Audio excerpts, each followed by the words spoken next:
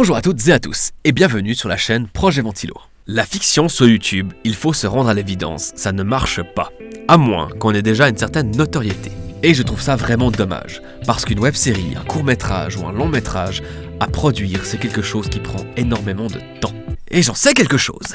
Alors, avant d'entrer dans le vif du sujet, vous qui regardez cette vidéo, si vous êtes réalisateur amateur et que vous produisez des fictions, n'hésitez pas à mettre le lien vers une de vos réalisations directement dans les commentaires ou même un lien vers votre chaîne. J'irai jeter un coup d'œil parce que j'ai une petite idée d'un format qui m'intéresse depuis un moment.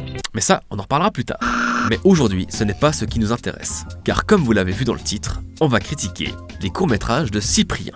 Car c'est bien beau de parler de ce qui se fait au cinéma, mais ça peut aussi être intéressant de voir ce qui se fait sur Internet. Du coup, pourquoi ne pas commencer par le meilleur exemple d'une transition format YouTube vers le court-métrage, en la personne de Cyprien Yov.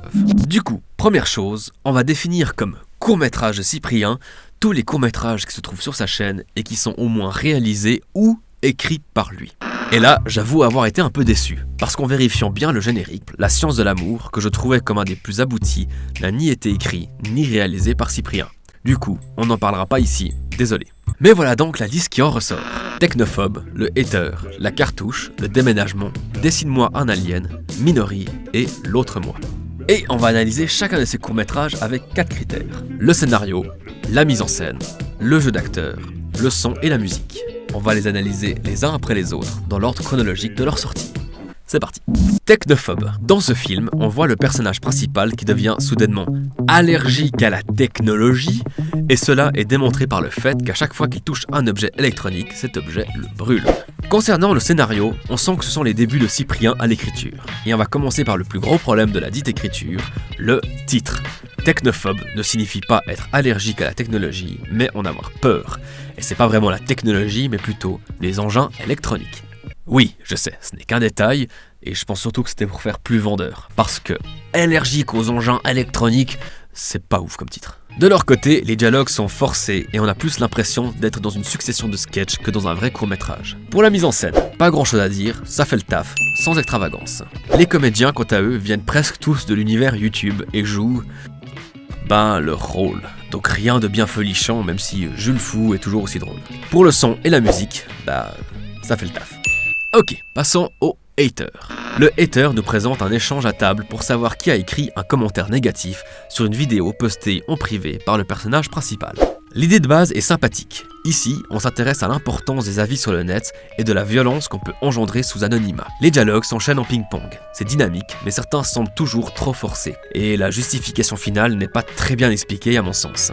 Du côté de la mise en scène, ça fait le taf. Jeu d'acteur. Cyprien fait du Cyprien en plus calme, Jimmy Labeu fait du Jimmy Labeu et Ludovic fait du Ludovic. Les parents et Justine Le Petit, par contre, eux, ils se démerdent très bien. Du côté de la musique, rien à signaler, ça fait le taf. La Cartouche. Deux potes collectionneurs et fans de rétro gaming ont une chaîne YouTube. Un jour, ils voient leur quotidien chamboulé quand ils trouvent la première version du premier Mario. On s'attache bien aux personnages. Les gags fonctionnent plutôt bien, même s'il y a selon moi quelques incohérences, comme le fait que ces deux potes, fans du Japon et de rétro gaming, ne fassent pas la différence entre du chinois et du japonais. Du côté de la mise en scène, il y a eu une très bonne réflexion et exécution sur les transitions entre les scènes, et je trouve l'étalonnage très réussi. Pour le jeu d'acteur, on sent que le jeu de Cyprien s'affine, il incarne enfin un vrai personnage. Ludovic, quant à lui, joue autre chose que du Ludovic, même s'il a quand même quelques remontées de Ludovic aigu. Et enfin, c'est le premier court-métrage qui me donne la sensation d'avoir eu une réflexion sur sa musique, puisqu'ils ont eu l'intelligence de réinterpréter les thèmes de la série des Mario. Le déménagement. Le déménagement nous raconte l'histoire de deux personnes qui se rencontrent par hasard suite à un bug Facebook. Les deux vont se lier d'amitié lors d'un déménagement. L'idée de base est vraiment sympathique, mais à mon sens, il est dommage qu'il y ait une explication finale sur le bug Facebook. Pour les dialogues, c'est la montagne russe. On a du bon et du pas bon du tout. Certains s'enchaînent très bien, d'autres sont vraiment trop forcés, tout comme certains gags. En fait, je me rends compte que c'est un problème qu'on retrouve beaucoup dans ces courts-métrages, ce besoin d'expliquer absolument tout.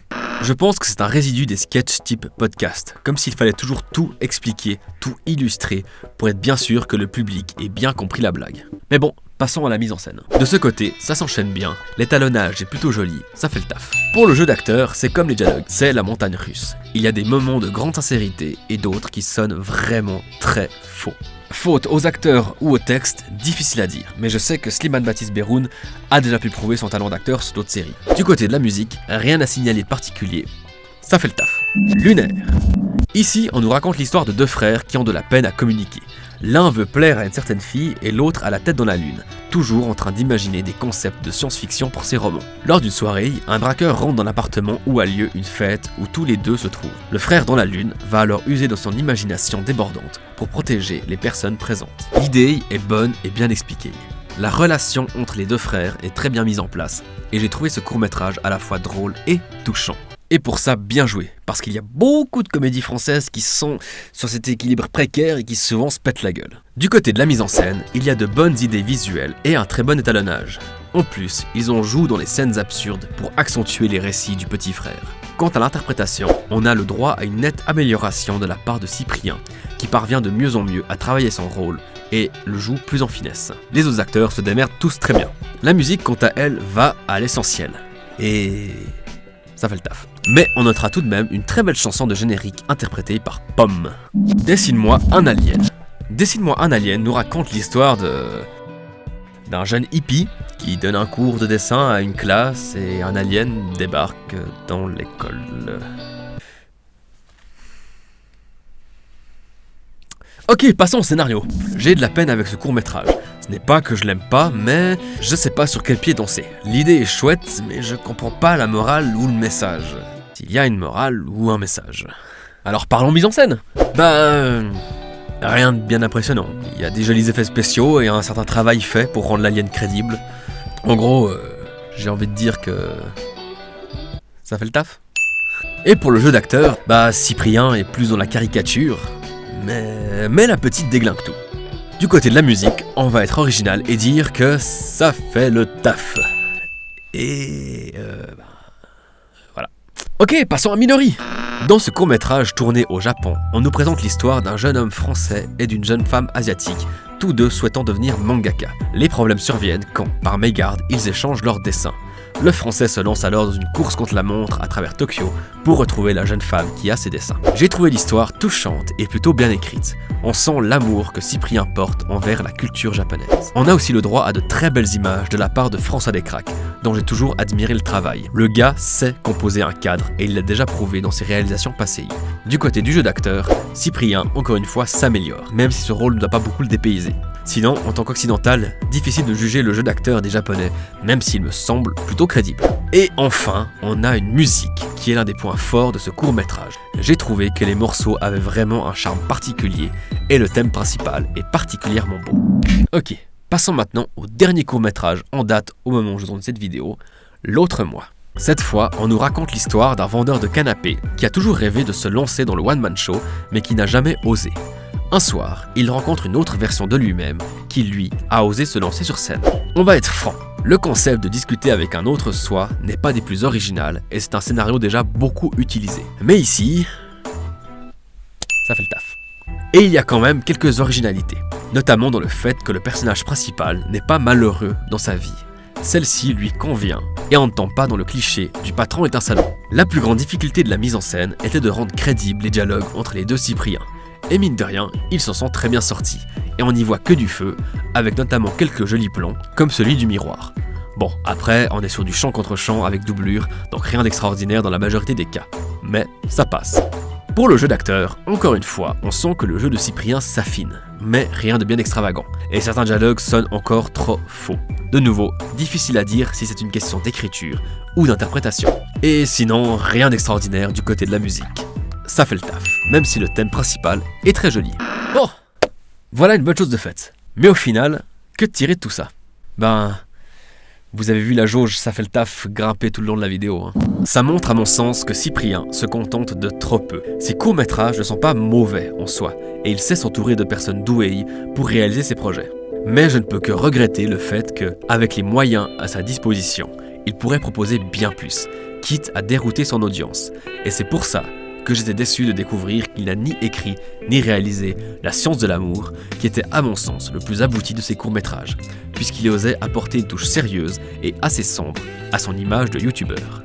Mais malgré tout, la question que je posais au début de cette vidéo c'était lequel de ces courts-métrages est son meilleur? Eh ben, selon moi, il y en a deux qui se battent pour la première place. Minori et Lunaire. Quant aux autres, voici mon classement. Et vous, quel serait votre classement ou les courts-métrages de Cyprien que vous avez préférés? Ça m'intéresserait beaucoup et ça m'aide au référencement. Et au final, la question qu'on pourrait se poser, pourquoi avoir parlé de Cyprien? Car pour moi, sa carrière est symptomatique d'un créateur qui ose s'essayer à autre chose, même si c'est loin d'être parfait. Au moins, il profite des moyens à sa disposition pour apporter quelque chose de nouveau, loin du fit and fun habituel qu'on retrouve beaucoup trop sur cette plateforme. Et il faut mettre en avant ce genre d'audace, même si ce n'est pas excellent, même si ça va pas toujours chercher très loin, si ça peut motiver d'autres personnes à créer et à proposer de nouvelles histoires. Car YouTube pourrait, à mon sens, avoir bien des choses à offrir et à mettre en avant. Bien, j'espère que cette vidéo vous aura plu. N'hésitez pas à donner votre avis dans les commentaires. Comme vous le savez, j'essaye de répondre plus ou moins à tout le monde. Dans tous les cas, on se retrouve tout bientôt pour de nouvelles aventures cinématographiques.